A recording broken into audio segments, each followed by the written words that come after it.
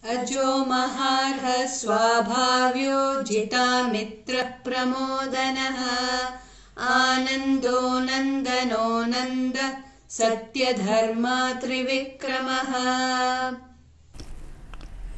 Ajaha. Jaha means to be born. Ajaha therefore indicates one who is unborn. Birth is always in space and time. When we are born, immediately they cast our horoscope. So for that, three things are very essential. We need the place of birth, we need the time of birth, and also we need the date of birth, which means place and time, both are there. So birth of anything or any being can only be in a space-time realm. Bhagavan doesn't belong to the space-time realm at all. He is the one who created space. The Panchamahabhutas, starting earth, water, fire, air and space. These are what we are aware of. Space is subtle, earth is the grossest. But before they became these five which we are familiar with, they were all existing in their rudimentary state, their nascent state, wherein even earth was subtle. Panchadashi talks about it. So therefore anything that is born, space, Bhagavan is beyond that. He is the one who created the five elements in their nascent state. Then they in turn amongst themselves divided and shared, and then they became the Panchamahabhutas which we are all familiar with, where earth is the grossest and space is the subtlest. So therefore Bhagavan is the one who created space itself. And Bhagavan is the one who created time. He is the father of time. Therefore, he was existing even before space was born, even before time was born. So, how to indicate that to us? Aja, unborn. And that which is born in space and time, we know it grows, increases, goes through variation, modification, 6 stages. Then diseases come, then at a later stage, decay starts for all the equipment, and finally the physical death happens. Bhagavan is the one who is completely beyond all these things. So one who is not born can never die, one who is born only can die. So he who is not born at all, how can he increase or decrease? How can anything happen to him? Modification, variation, disease, decay, there is nothing for him at all. He is not conditioned by any of these. Therefore, he is Ajaha, unborn. That's one meaning. Another meaning from the Purana standpoint is Vishnu is recognized or indicated by the alphabet A. Ja means to be born. So Aja means one who was born of Vishnu. Who is the one who is born of Vishnu? When Vishnu took the avatar of Lord Krishna, his son was Pradyumna. So therefore Ajaha represents Pradyumna also, who was none other than Bhagavan's avatar itself. It's a manifestation of Bhagavan himself. He and his son are not too different. So Pradyumna, who is Pradyumna? Kamadeva. Therefore over here, therefore because Krishna is an avatar, Prema avatar is. So therefore Kamadeva, who is a personification of love, who is a personification of Prema, became his son. The stories are there, we won't go into it. So Aja also represents not only Narayana as the unborn beyond space and time, it also represents for us Krishna's son Pradyumna. Mahārhaḥ means one who is worthy of, one who is fit to be. Worthy of what? Worthy of all our prayers, worthy of all our invocation. Who is the one who is fit to be worshipped? Is it the human beings, mortal beings, or is it the Lord? The Lord alone is fit to be worshipped. Why? He is the one who can give everything to us. We can go and glorify somebody, praise somebody, flatter somebody. We may get, we may not get. So Dasuru says, if I invoke, I will invoke only you. If I praise, I will praise only you. If I beg, I will not beg anybody else. I will beg only of you. Yes, I am a beggar because I am begging of you, but I will be a royal beggar. I will be a divine beggar. Not beg human beings. Annamachari also writes a very beautiful song. After having been born as a human being, it's in Telugu. Why should I go to these ordinary human beings who are all just like me? They are also limited, conditioned, finite. They are also in turn begging the Lord for this and for that, or somebody else. So when they themselves are beggars, why should I go and beg them? Much better I will beg the Lord, who is the one who can give everything to all of us. Bhuri Dakshinaha we saw earlier. He is the one who just gives everything in plenty to all of us. He alone is the father, he alone is the mother, he alone is the teacher, he alone is our relative, and he alone is our friend also. So all relationships packed into one, and not like our finite conditioned relationships. This is at a different level. So therefore Bhagavan is the one alone who deserves the highest form of worship, who is fit to be worshipped, fit to be invoked. When we glorify him, we don't say flattering him or praising him. When we invoke him, we are taking our mind to a highest level, where there is so much of benefit for us. Uddhara will happen. Whereas when we flatter and praise and glorify the ordinary human beings around, nothing will happen. Sometimes we are coming down low, we are belittling ourselves sometimes, because they are not fit to be glorified. They are not worthy of our glorification, but still we are doing it because of some compulsion. So why go to this person and that person? Go to the Lord. So mahārhaḥ means one, he alone is worthy of our worship, our invocation. He alone is fit to be worshipped. Svābhāvyō. Svabhava means our own nature. Svābhāvyō means who is ever rooted in his own self. We are all resting in him, all things and all beings. We are all, just as the waves are all resting in the ocean. Where is the ocean resting? On the ocean bed. Similarly, all of us are resting in him. Where is he resting? Does he also have something bigger than him on which he is resting on? No. He rests in his own glory. He rests upon himself. He rests in his own glory. So when everything rests in him, where is he resting? He rests in his own self. He doesn't need anything else to stand on. We need ground to stand on, but Bhagavan doesn't need anything at all. He is resting on himself or in himself. Svābhāvyō. Jitāmitraḥ. Mitra means friends. Amitra means opposite of friend, enemy. Enemy means not only the outer enemies, the Rakshasa, the Asuras, whom we all meet in the Purana, in the Puranic stories, where every one of them is confronted by the Lord in a different form, with a different weapon, and ultimately they are all annihilated and killed. There is no Rakshasa who is able to, escape the Lord.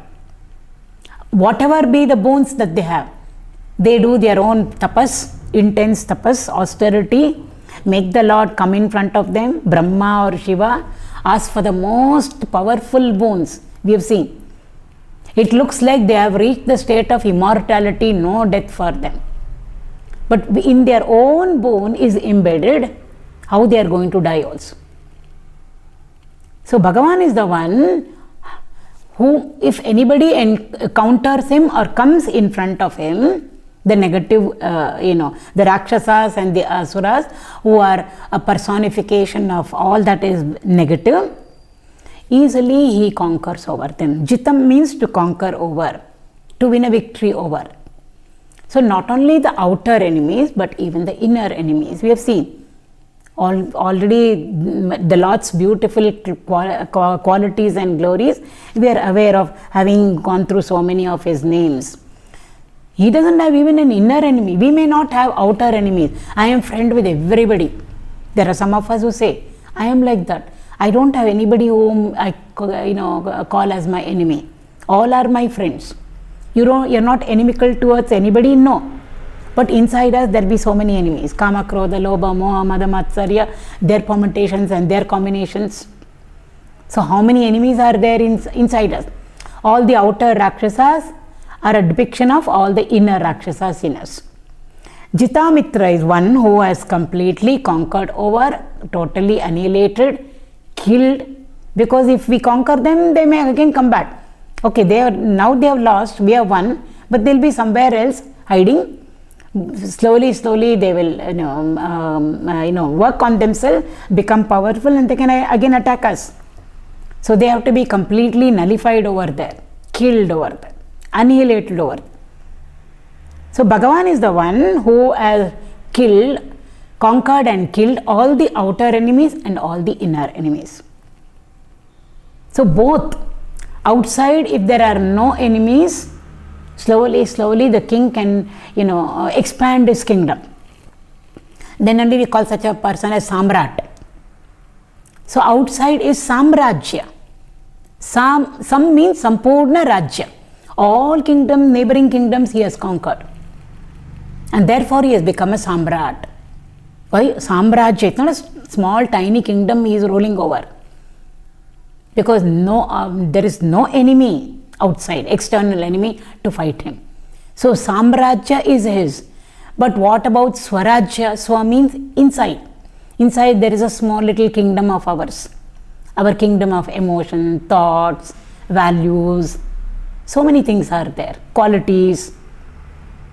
Are we a king of our own inner kingdom? Is the question mark. So Lord is both.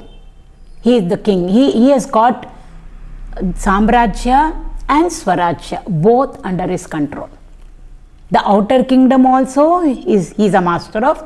Inner kingdom also he is a master of.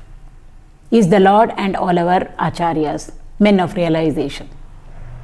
So that's what is indicated over here. Jitāmitraḥ means one who has conquered all enemies, without and within, outside and inside. Jitāmitraḥ. The next 4 namas I am putting them together. pramōdanaḥ, ānandō'nandanō'nandaḥ. Because the meaning is almost the same. Moda means joy, happiness. Pra means prakarshena joy, excessive joy. It's not that joy comes and goes, now it comes, now it is not there, or little joy. Yesterday I was more happier than today. We use all this. So that, the quantity of happiness or the quantity of joy, it is measurable, in quotes measurable. We say, I was more joyful yesterday, or I am more joyful today. But when we say pramōdanaḥ, it means always the same amount of joy or experience. Neither decreases nor increases. For whom can it be? It can only be for the Lord and our masters. Nandati, nandati, nandatyeva. He alone is reveling and reveling and reveling. That happiness which has got no opposite. Our happiness has got its opposite. Happiness means unhappiness is there. Joy means sorrow is there. But this is ānanda, which has got no opposite at all. So pramōdanaḥ means always he is blissful. How blissful he is? Infinite. It can't be measured. We can't even say it was more yesterday and therefore today it is less. Nothing like that at all. It is the same always. So no increase, no decrease, the same amount. And is that amount also finite? No. Is that measurable? No, it is immeasurable. It is infinite. That is the meaning of pramōdanaḥ. Ever Bhagavan is blissful. That is why we see all our gods smiling. They have a ugra aspect also. But when it comes to the saumya aspect, we always use the word prasannata. That Sanskrit word prasannata can never be translated completely in English. Is it joy? Is it happiness? Is it smiling? Is it humor? All put together. All our lords, when we are glorifying them and praising them, we use the word prasanna. Even to use the word, say it loudly, also prasannata, or even to say it as a whisper or mentally, when some words are there, when we say it, utter it, or even think about it, little bit our mind will calm down. That's the beauty of some words. Prasannata. When we say prasannata, we can never be, at least for that moment, in an agitated mode, or a wild mode, or an angry mode. So whenever we are describing the Lord, we always say prasanna vadana. The face is, there's prasannata over there. It can never be described. Completely and totally with words we can never describe it. So we have to reach the state of prasannata over there, which is beyond this joy, sorrow, happiness, unhappiness. So pramōdanaḥ means he is ever blissful. Krishna. That's why he say Madhurashtakam is there. Adaram Maduram Madhuradipater Akhilam Madhura. Who is he? He is Madhuradipati. He is the Lord of Mathura. What does Mathura is not that city of Mathura which is there very close to Delhi. It's not that. Madhuram means sweetness. Sweetness and blissfulness and happiness all go together. So Mathura represents the state of bliss, Ananda. So Madhuradipater means he is the emperor of blissfulness. Who? Krishna. So Madhuradipater Akhilam Madhuram. He is there. Where is he? He is the one who is reveling in the state of Ananda. And whatever he does, it is Ananda only. Anything that he does, because that is an avatar of the Lord, Krishna. So we have lot of his leelas. Bala leela is there. Then as Dwarakadish, we have got leelas over there. Anything we pick up.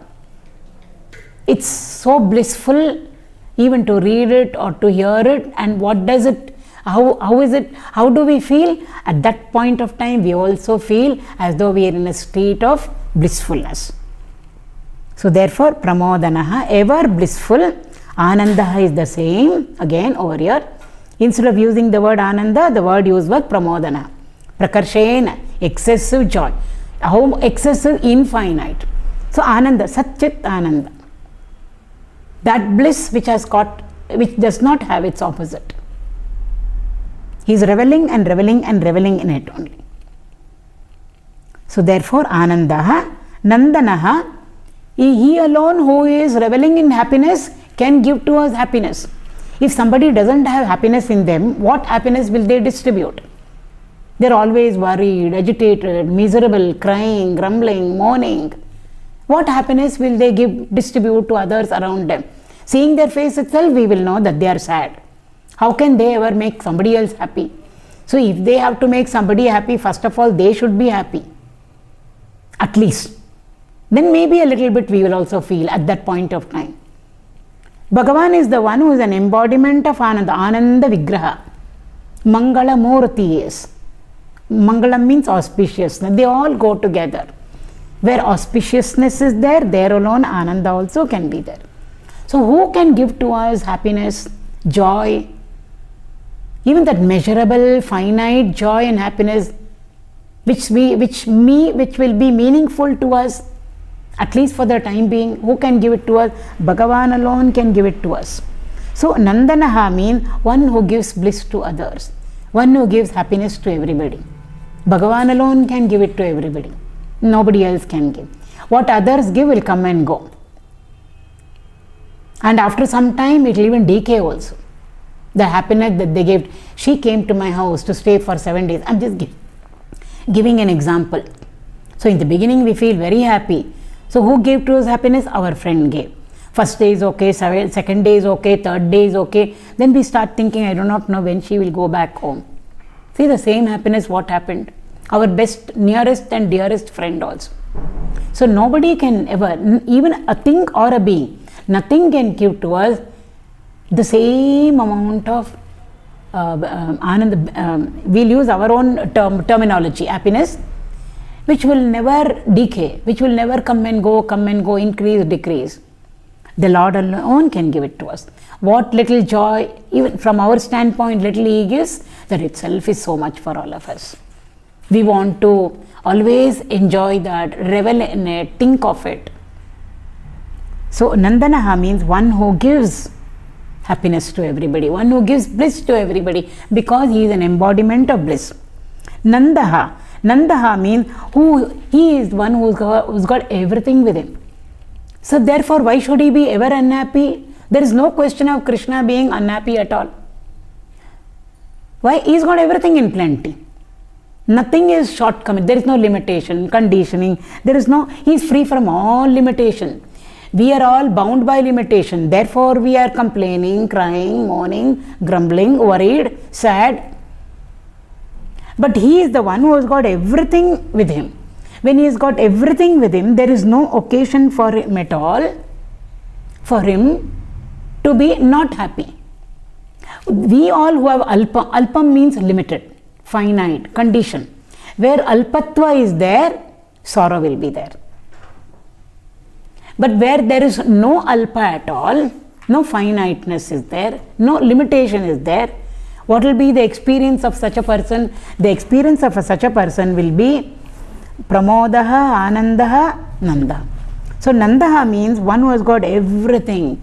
There are no limitations at all, which means our worldly pleasures are insignificant for him, because he is reveling completely at a different level.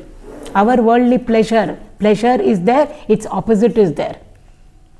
So worldly pleasures, like our worldly pleasures, cannot touch him, and it doesn't make a difference to him. He neither longs for it nor craves for it. He is completely at a different level. So therefore worldly pleasures are, he is not bound by these limited worldly pleasures which bind us, which condition us, because he is an embodiment of bliss, that which ever remains, changeless it is. Therefore he is addressed as Nandaḥ. Satyadharmā. His dharma itself is satyatva. Satya means, the word satya, truthfulness, comes from the word sat. Sat means what? That which is real. Is it really, did you see her, or was that thing there? Yes, truth. I am telling you the truth. When we say I am telling you the truth, that means it exists, whatever it is that we are talking about. And also it means it is real. It is not fictitious, it is not pseudo, it is not fake, it is real, it is not unreal.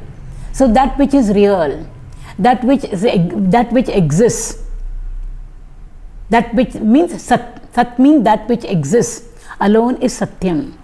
So satyadharmā means always his very nature. Dharma means our nature. We say do your dharma means it should become our nature to do good things.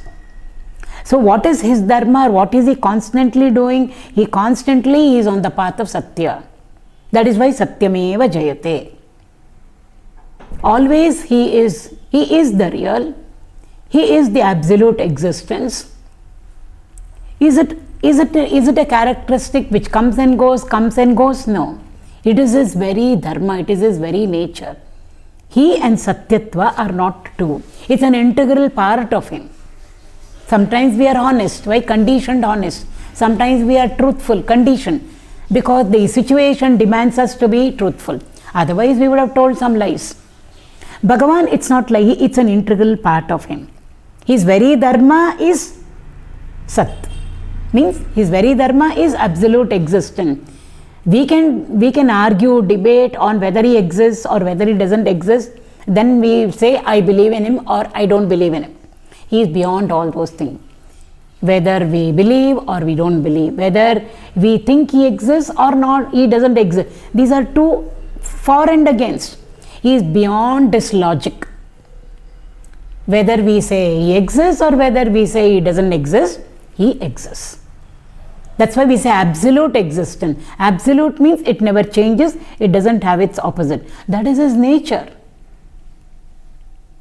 So his very dharma is truthfulness. His very dharma is absolute existence.